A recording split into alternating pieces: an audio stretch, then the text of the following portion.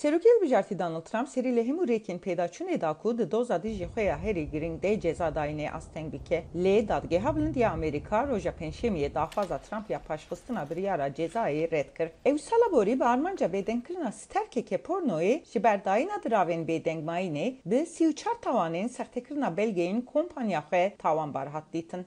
Ev rûreşî bû.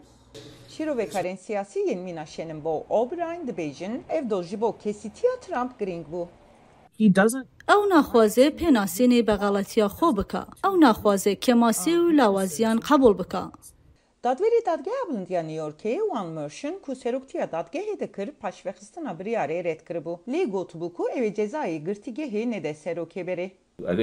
Bidîtnamin peyama ku li vir tê dayîn ev e ku tu kes ne di ser qanûnê raye û pêvajoya darzandinê temam bûye û loma wê dawî lê were.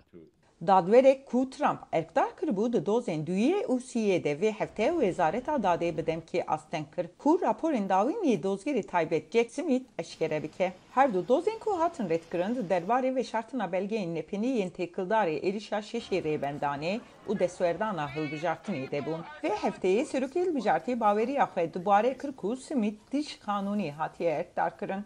Ew bi şermezarî ji doza hat dûrxistin. Çima divê destûr were dayîn ku ew raportekî sexte binivîse.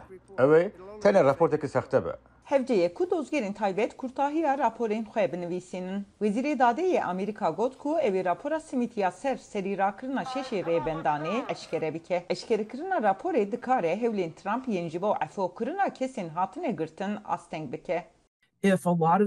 Eger de raporta diyar bibe ev çalakiyan plan bo hatine dareştin yan çalakiyan tawankarî bin, ev rêdeda çalakiyan tawankarî pêk werin. Doza çara Gredayê destwerdana hilbijartinên eyaleta Georgiayê. Dozger ji ber têkiliya romantik ya bi karmendekî re hat dûrxistin.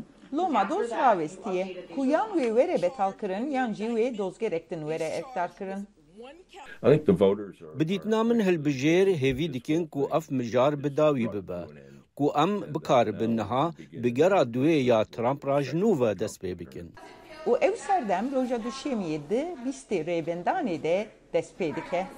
Ji bo raporta Caroline Perusuki, Özlem Yasak, Dengê Amerîka.